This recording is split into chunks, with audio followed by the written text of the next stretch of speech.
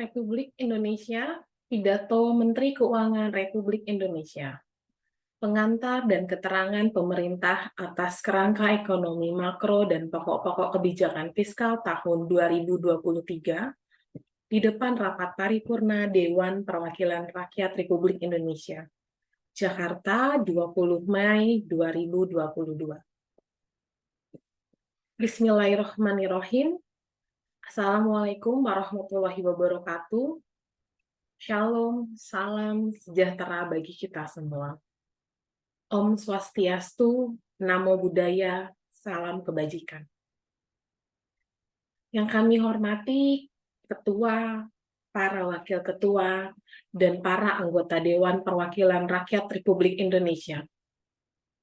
Pertama-tama, marilah kita panjatkan puji syukur kehadirat Tuhan Yang Maha Kuasa, karena atas rahmat dan karunia-Nya, kita masih diberikan kesempatan untuk bertatap muka dan menjalankan tugas kenegaraan dengan amanat konstitusi untuk menyampaikan kerangka ekonomi makro dan pokok-pokok kebijakan fiskal atau KEM PPKF 2023.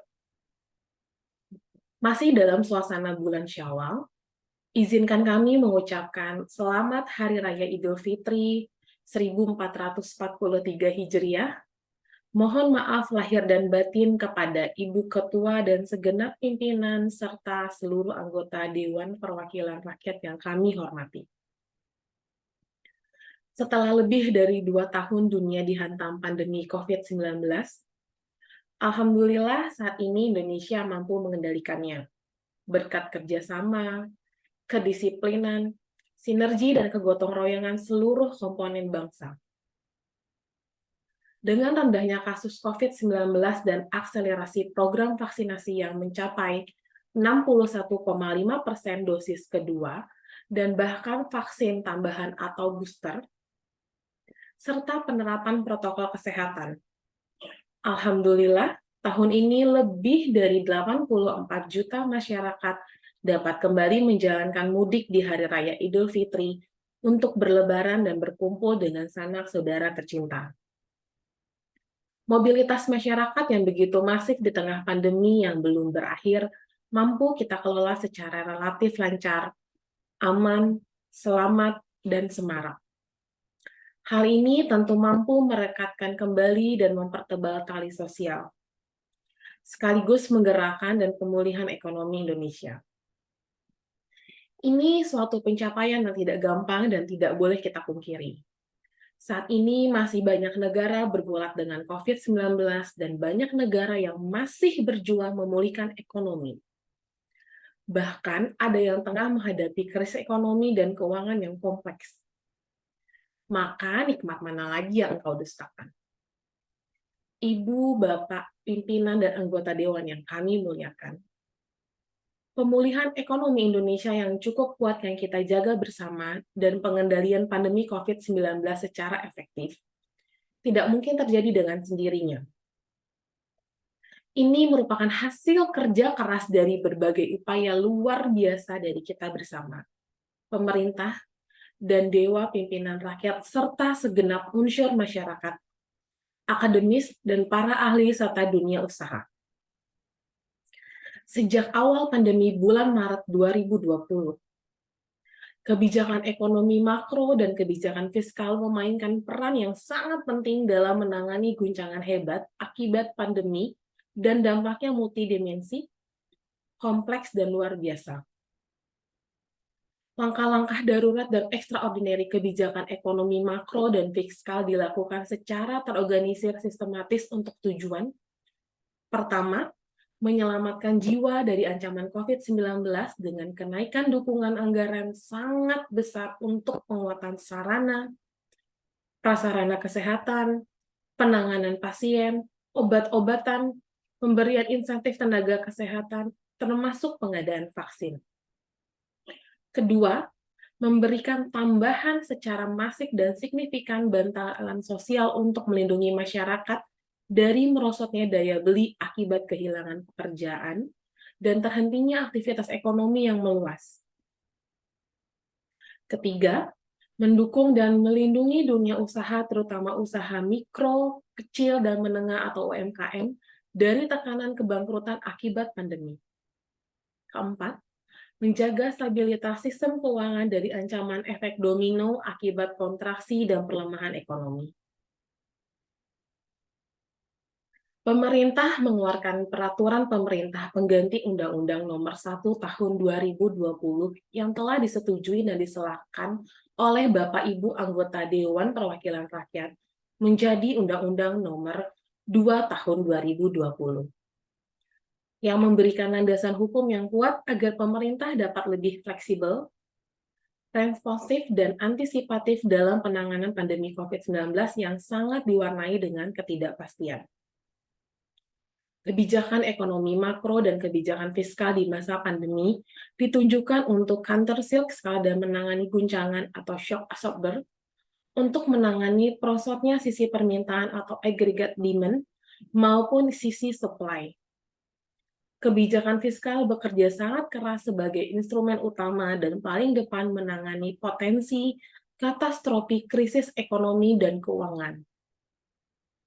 Sebagai konsekuensi, batas atas defisit anggaran pendapatan dan belanja negara diizinkan melebihi 3% produk domestik bruto untuk 3 tahun, yaitu 2020, 2021, dan 2022. Kebijakan fiskal anggaran pendapatan dan belanja negara atau APBN tidak mungkin bekerja sendiri menghadapi tantangan ekonomi yang multidimensi. Diperlukan bauran kebijakan dan sinergi yang kuat dengan Otoritas Moneter Bank Indonesia atau BI, Otoritas Jasa Keuangan atau OJK, dan Lembaga Penjamin Simpanan atau LPS. Dalam Forum Komite Stabilitas Sistem Keuangan atau KSSK. Otoritas Jasa Keuangan atau OJK telah berperan dalam menjaga kesinambungan stabilitas sistem keuangan sekaligus memberikan bantalan kepada dunia usaha melalui program restrukturisasi kredit secara kebijakan strategis lainnya sejak awal pandemi.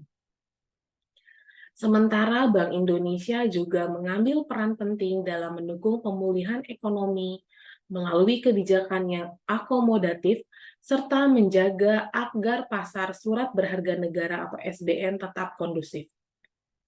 Dukungan skema burden sharing baik sebagai standby buyer pada setiap lelang maupun bersama-sama mendukung pembiayaan kebijakan fundamental terbukti ampuh dalam menjaga stabilitas pasar surat berharga negara atau SBN di masa pandemi. Dengan respon dan koordinasi kebijakan yang cepat, masif, dan komprehensif, didukung anggaran atau kebijakan fiskal yang memadai, pandemi dapat tertangani secara efektif dan pemulihan ekonomi mulai berjalan secara merata. Baik sisi produksi dan sektoral, daerah dari komponen permintaan antara konsumsi, investasi, dan ekspor. Dengan momentum pemulihan ekonomi tersebut, peranan instrumen fiskal dan dapat disesuaikan sehingga dapat kembali pulih sehat.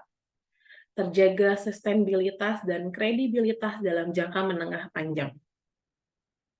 Peraturan pemerintah pengganti Undang-Undang atau PRPPU Nomor 1 Tahun 2020 atau Undang-Undang Nomor 2 Tahun 2020 yang mengamanatkan pelebaran defisit fiskal selama 3 tahun di atas 3% produk domestik bruto terbukti mampu menjawab kebutuhan penanganan krisis yang luar biasa dan kompleks secara disiplin, kredibel dan akuntabel, dengan tetap menjaga prinsip kehati-hatian dan sustainabilitas jangka menengah. Pemulihan ekonomi menunjukkan tren menguat setelah mampu menjaga pertumbuhan positif 3,7% di tahun 2021, meski dihantam gelombang COVID-19 varian Delta. Pemulihan ekonomi berlanjut di triwulan 1 2022 dengan pertumbuhan mencapai 5,01%. Melonjaknya varian Omikron tidak terlalu berdampak pada proses pemulihan ekonomi nasional. Ini hasil nyata dari akselerasi vaksinasi dan kekebalan alami yang tumbuh di masyarakat. Konsumsi dan investasi terus menunjukkan tren peningkatan, disertai pemulihan yang kuat di hampir semua sektor ekonomi termasuk transportasi. Akomodasi dan konstruksi, selain dua sektor utama yaitu manufaktur dan perdagangan, indikator Purchasing Managers Index Manufaktur Indonesia pada April 2022 masih terus ekspansif pada level 51,9. Sementara itu, kenaikan harga komoditas global mampu mendorong peningkatan surplus neraca perdagangan Indonesia. Secara kumulatif, pada triwulan 1 2022, neraca perdagangan tercapai surplus 3 miliar tercatat surplus 9,3 miliar dolar Amerika Serikat. Pada April 2022, surplus neraca perdagangan Indonesia mencapai 7,6 miliar dolar Amerika Serikat. Rekor tertinggi surplus bulanan dalam sejarah. Neraca transaksi berjalan tahun 2022 diperkirakan akan lebih dibandingkan tahun 2021. Peningkatan kualitas pemulihan ekonomi juga terlihat dengan membaiknya kondisi ketenagakerjaan serta tingkat kemiskinan. Tingkat pengangguran terbuka atau TPT turun mendekati level pra-pandemi, menjadi 5,83% pada Februari 2022 dari 6,26% pada Februari 2021. Sementara angka kemiskinan nasional juga konsisten menurun.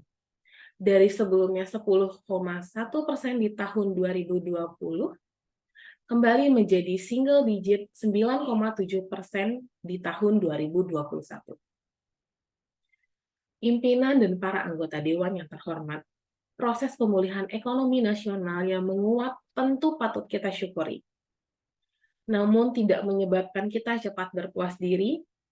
Tantangan dan risiko baru telah muncul dari faktor global baik dari sisi geopolitik, ekonomi, dan keuangan yang sangat kompleks dan dinamis harus segera kita antisipasi dan kelola. Dalam World Economic Outlook April, International Monetary Fund memproyeksikan melambatnya pertumbuhan ekonomi global tahun 2022 pada tingkat 3,6%, turun signifikan 0,8 poin persentase dari proyeksi di Januari 2022. Selain pandemi COVID-19 yang belum sepenuhnya selesai, ada dua tantangan besar lain yang perlu terus kita waspadai dan antisipasi, yaitu lonjakan inflasi global, terutama akibat perang Rusia-Ukraina, dan percepatan pengetahuan kebijakan moneter global, khususnya di Amerika Serikat. Perang Rusia-Ukraina juga telah menyebabkan disrupsi sisi produksi atau supply yang sangat besar, sehingga mendorong kenaikan ekstrim tinggi harga-harga komoditas global. Harga minyak mentah terus-menerus berada pada kisaran 100 per barel dolar Amerika Serikat. Sejak awal tahun atau year to date, harga gas alam naik 127,0%, batu bara naik 137,3%, crude palm naik 26,1%, gandum naik 56,5%, dan jagung naik 34,3%.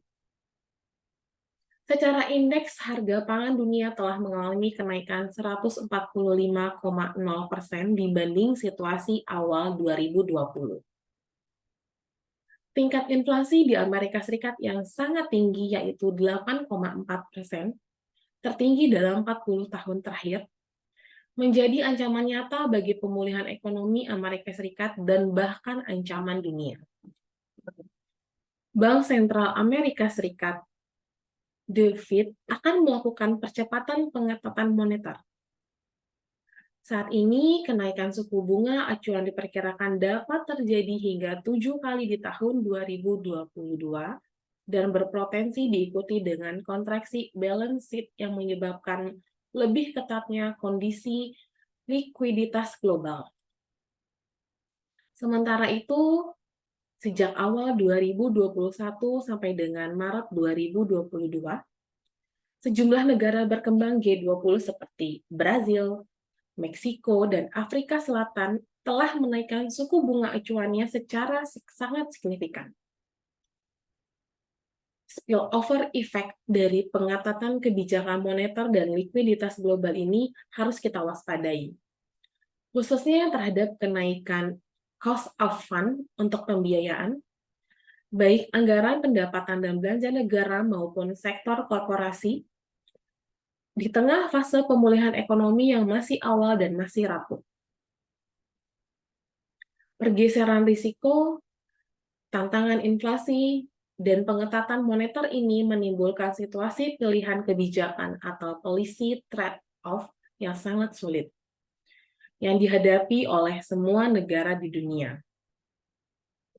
Pilihan kebijakan tersebut adalah, apakah segera mengembalikan stabilitas harga atau mengendalikan inflasi, yang berarti pengetatan moneter dan fiskal yang akan memberikan dampak negatif terhadap pertumbuhan, atau tetap mendukung akselerasi pemulihan ekonomi setelah terpukul pandemi. Jika tidak terkelola, risiko global akan mengiring kepada kondisi stagflasi, yaitu fenomena inflasi tinggi dan terjadinya resesi seperti yang pernah terjadi di Amerika Serikat pada awal 1980-an dan 1990-an. Kondisi stagflasi akan memberikan imbas negatif luar biasa ke seluruh dunia, terutama terhadap negara-negara berkembang dan emerging market. Perubahan risiko global ini harus menjadi fokus perhatian dan harus kita kelola secara tepat, langkah dan tepat waktu. Hati-hati dan efektif, pilihan kebijakan menjadi sangat sensitif dan tidak mudah. Namun, dengan berbekal kebersamaan dan keberhasilan kita semua, pemerintah pusat dan daerah, Majelis Permusyawaratan Rakyat, Dewan Permusyawaratan Rakyat, Dewan Perwakilan Daerah, legislatif, yudikatif, institusi lainnya, masyarakat, akademisi, dan dunia usaha dalam mengelola pandemi yang begitu sulit. Kita berharap dan sekaligus percaya bahwa Indonesia akan mampu menghadapi tantangan yang baru, yang berbeda, yang sangat kompleks ini.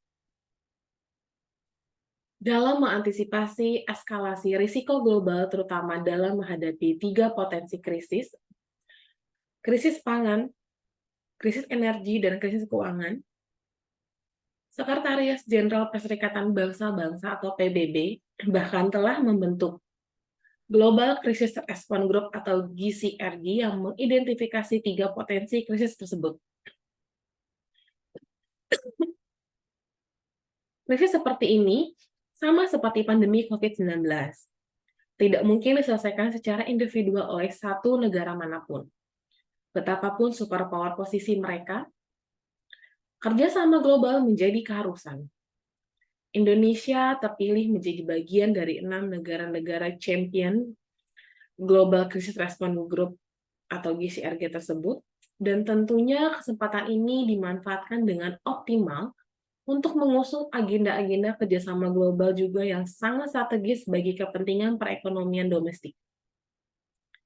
Dalam forum G20, eskalasi risiko ekonomi global yang telah menjadi salah satu fokus perhatian, Presidensi Indonesia mendorong adanya solusi nyata secara kolektif untuk mengatasi berbagai potensi krisis tersebut.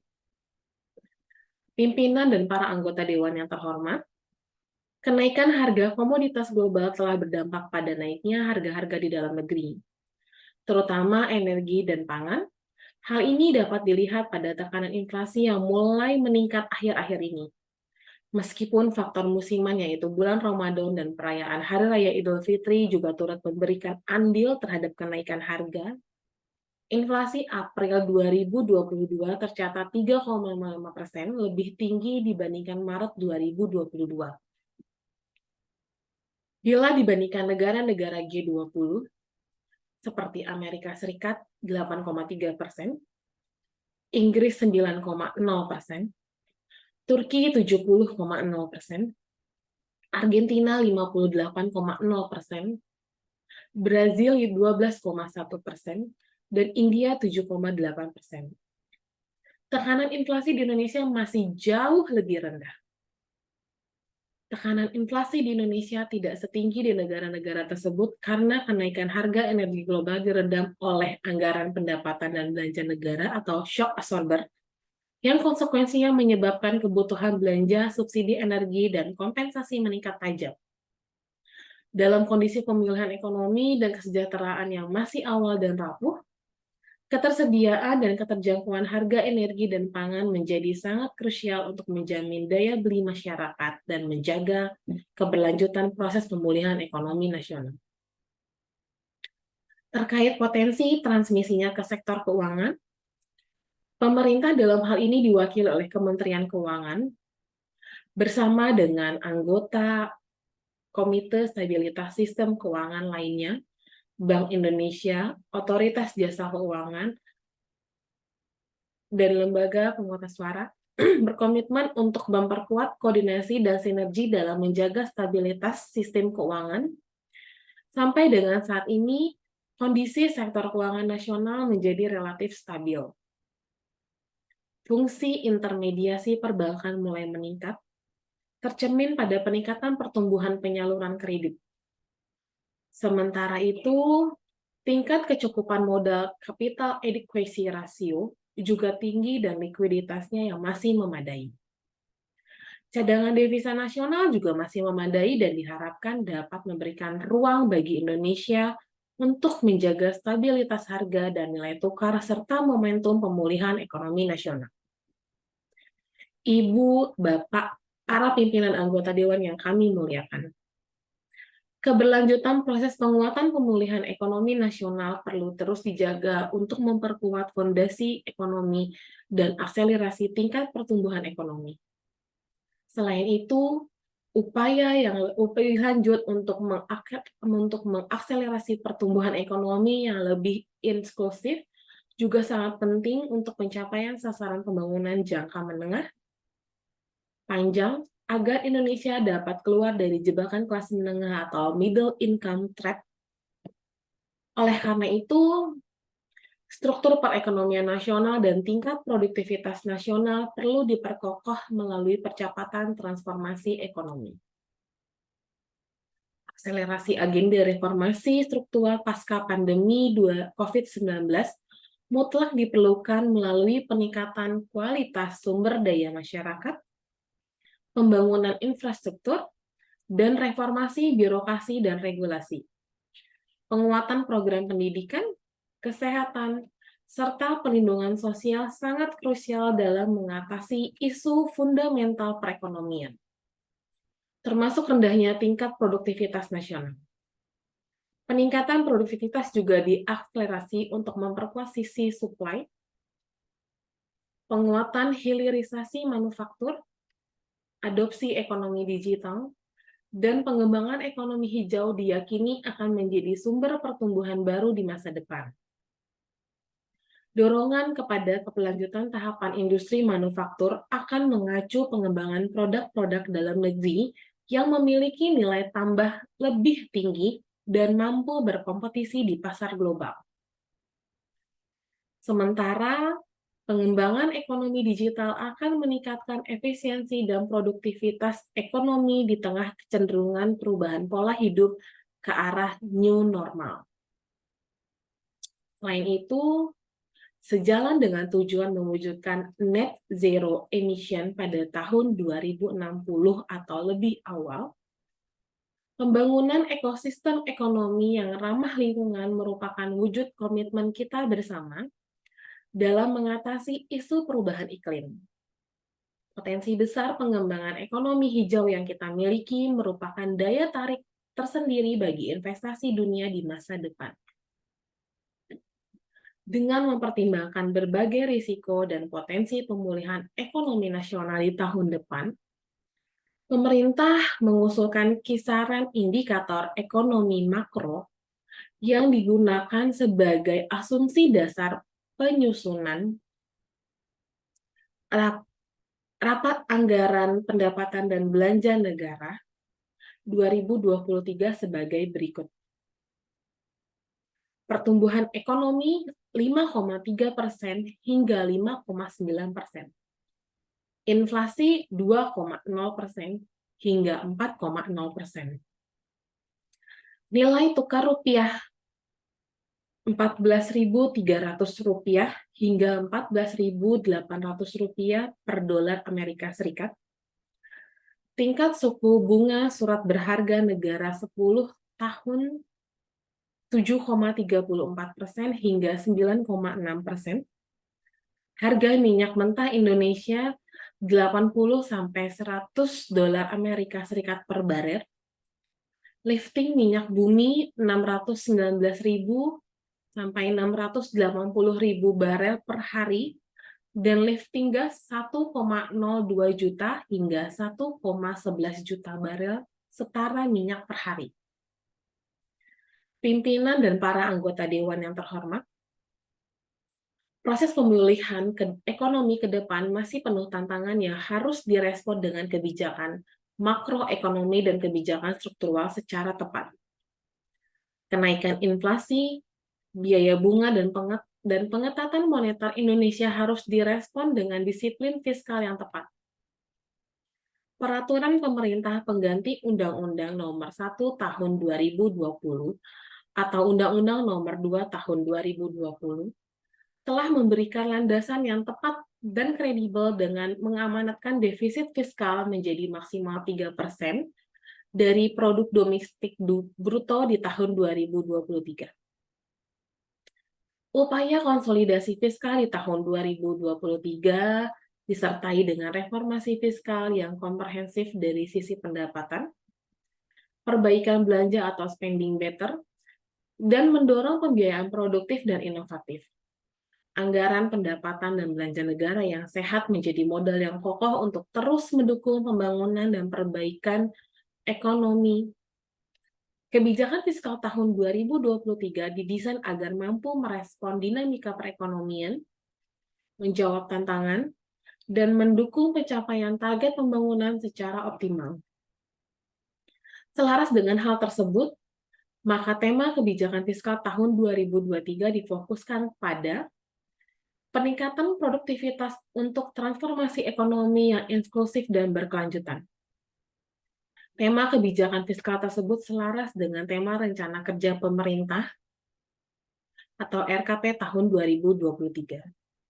Berdasarkan tema kebijakan fiskal tahun 2023 tersebut, strategi yang ditempuh pemerintah adalah: pertama, memfokuskan anggaran untuk penguatan kualitas sumber daya masyarakat, akselerasi pembangunan infrastruktur, reformasi birokrasi dan regulasi, revitalisasi industri, dan mendorong pembangunan ekonomi hijau. Kedua, meningkatkan efektivitas transformasi ekonomi didukung dengan reformasi fiskal yang holistik melalui mobilisasi pendapatan untuk pelebaran ruang fiskal, konsistensi penguatan spending better dan efisiensi dan efektivitas belanja, serta terus mendorong pengembangan pembiayaan yang kreatif dan inovatif. Kebijakan pendapatan negara diarahkan untuk mendorong optimalisasi pendapatan dengan tetap menjaga iklim investasi dan keberlanjutan dunia usaha serta kelestarian lingkungan. Hal ini ditempuh dengan menjaga efektivitas reformasi perpajakan, undang-undang harmonisasi peraturan perpajakan, mendorong agar sistem perpajakan lebih sehat dan adil sehingga dapat mendorong perluasan basis pajak serta peningkatan kepatuhan wajib pajak. Melalui implementasi undang-undang harmonisasi peraturan perpajakan yang efektif, maka rasio perpajakan akan meningkat. Sementara itu, optimalisasi penerimaan negara bukan pajak juga dilakukan dengan peningkatan inovasi layanan dan reformasi pengelolaan aset. Berbagai kebijakan tersebut akan mendorong peningkatan rasio pendapatan negara tahun 2023. Kebijakan belanja negara diarahkan untuk menghasilkan output atau outcome yang berkualitas, memberikan manfaat yang nyata bagi masyarakat dan perekonomian, serta dapat mendorong kondisi ke arah yang lebih baik. Sejalan dengan hal tersebut, maka penguatan spending better secara konsisten akan dilakukan. Belanja negara bukan hanya diarahkan untuk mendorong pertumbuhan ekonomi semata, tetapi juga untuk melakukan pemerataan pembangunan, pengentasan kemiskinan, pengurangan kesenjangan, peluasan kesempatan kerja, peningkatan produktivitas, serta peningkatan daya beli masyarakat. Untuk itu, kebijakan belanja negara akan difokuskan pada peningkatan kualitas sumber daya manusia, percepatan pembangunan infrastruktur, penguasaan implementasi reformasi birokrasi, mendukung revitalisasi industri dan pembangunan ekonomi hijau. Sementara itu, untuk antisipasi ketidakpastian, dibutuhkan strategi mitigasi risiko yang lebih solid dengan mendorong implementasi automatic stabilizer. Sejalan dengan tujuan-tujuan tersebut, pemerintah harus mendorong penguatan spending better menjadi komitmen bersama. Hal ini dilaksanakan melalui penghematan belanja barang, penguatan belanja modal, reformasi belanja pegawai, peningkatan efektivitas termasuk ketepatan sasaran belanja, bantuan sosial dan subsidi, serta penguatan kualitas transfer ke daerah dan dana desa. Pimpinan dan para anggota Dewan yang terhormat, sebagai konsekuensi atas kebijakan fiskal yang ekspansif dan terukur, maka postur anggaran pendapatan belanja negara tahun 2023 masih akan defisit. Namun, pengelolaan pembiayaan untuk menutup financing gap tersebut akan dilakukan secara efisien, hati-hati atau prudent, dan berkelanjutan atau sustainable. Defisit dan rasio utang akan tetap dikendalikan dalam batas aman sekaligus mendorong keseimbangan primer yang positif. Kebijakan pembiayaan investasi akan terus dilakukan untuk memberdayakan peran badan usaha milik negara atau BUMN, Sovereign Wealth Funds atau SWF, Special Mission Vehicle atau SMV, dan Badan Layanan Umum atau BLU dalam mengakselerasi pembangunan infrastruktur dan meningkatkan akses pembiayaan bagi masyarakat berpenghasilan rendah. Usaha menengah, kredit mikro, dan pembiayaan ultramikro, pemerintah harus mendorong peran swasta dalam pembiayaan pembangunan melalui kerangka kerjasama pemerintah dan badan usaha atau KPBU, termasuk penerbitan instrumen pembiayaan kreatif lainnya. Melalui akselerasi pemulihan ekonomi, reformasi struktural, dan reformasi fiskal, maka diharapkan kebijakan fiskal 2023 tetap efektif mendukung pemulihan ekonomi namun tetap sustainable. Hal tersebut akan terefleksi pada pendapatan negara yang meningkat dalam kisaran 11,19% sampai dengan 11,70% produk domestik bruto. Belanja negara mencapai 13,80% sampai dengan 14,60% produk domestik bruto, serta keseimbangan primer yang mulai bergerak menuju positif di kisaran minus 0,46% sampai dengan minus 0,65% produk domestik bruto. Selain itu, defisit juga diserahkan kembali di bawah 3% antara minus 2,61% sampai dengan minus 2,90% produk domestik bruto. Dan rasio utang tetap terkendali dalam batas manageable di kisaran 40,58% sampai dengan 42,42% produk domestik bruto. Dengan pengelolaan fiskal yang sehat disertai dengan efektivitas stimulus kepada transformasi ekonomi dan perbaikan kesejahteraan rakyat, tingkat pengangguran terbuka tahun 2023 dapat ditekan dalam kisaran 5,3% hingga 6,0%, angka kemiskinan dalam rentang 7,5% hingga 8,5%. Rasio Gini dalam kisaran 0,375 hingga 0,378 serta Indeks Pembangunan Manusia dalam rentang 73,31 hingga 73,49. Selain itu, nilai tukar petani atau NTP dan nilai tukar nelayan atau NTN juga ditingkatkan untuk mencapai kisaran masing-masing 103 dengan 105 dan 106 sampai dengan 107. Pimpinan dan para anggota Dewan yang terhormat, dalam rangka mencapai tujuan pembangunan, kerjasama internasional juga memegang peranan penting dalam proses pengambilan keputusan perekonomian secara global. Presidensi G20 Indonesia tahun ini memegang peranan strategis dalam mengarahkan kebijakan perekonomian global dan mendorong sejumlah agenda strategis internasional. Walaupun dihadapkan pada situasi geopolitik yang sangat menantang, konferensi tingkat tinggi G20 yang akan dilaksanakan pada bulan November tahun ini menjadi momentum untuk memimpin pemulihan ekonomi global dan mengangkat kepentingan nasional Indonesia dan negara berkembang dalam forum multilateral. Peran penting Indonesia di dunia internasional, terutama di kawasan, menjadi semakin strategis dengan kepemimpinan Indonesia sebagai ASEAN Chairmanship tahun 2023. Untuk memastikan kepemimpinan Indonesia di kawasan yang lebih kuat dan strategis, maka kita harus mendorong pemulihan ekonomi di kawasan serta kebersamaan untuk keluar dari krisis menuju ekonomi di kawasan yang lebih kuat dan tangguh. Pimpinan dan para anggota Dewan yang terhormat, demikianlah pengantar dan keterangan pemerintah atas kerangka ekonomi makro dan pokok-pokok kebijakan fiskal tahun 2023 yang telah disusun pemerintah dengan mempertimbangkan dinamika perekonomian, tantangan dan agenda pembangunan.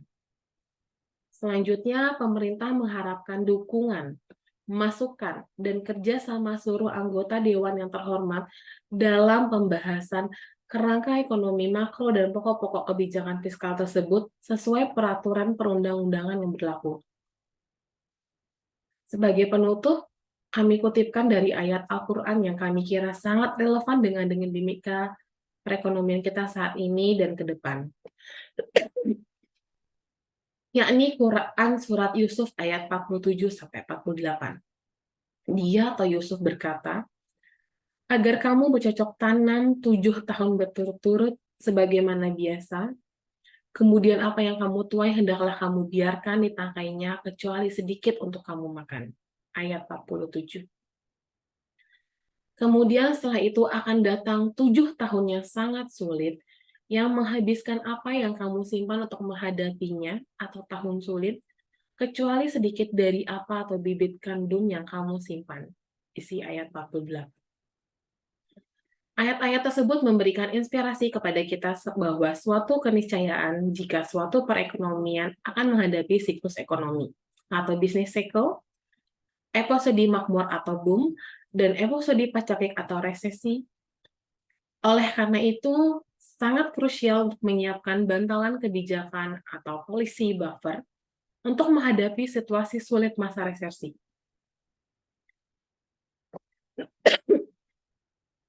Inilah inti dari konsep countercyclical policy yang menginspirasi kita semua pentingnya memperkuat kembali kesehatan anggaran pendapatan dan belanja negara melalui konsolidasi agar mampu berperan optimal sebagai instrumen shock absorber pada saat terjadi gejolak di masa mendatang.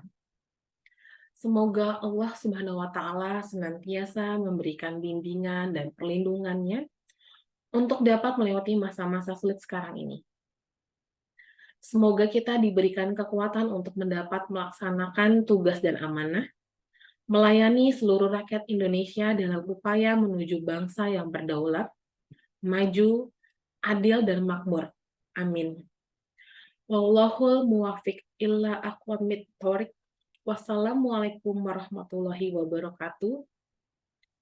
Om Santi Santiom. Namo Buddhaya.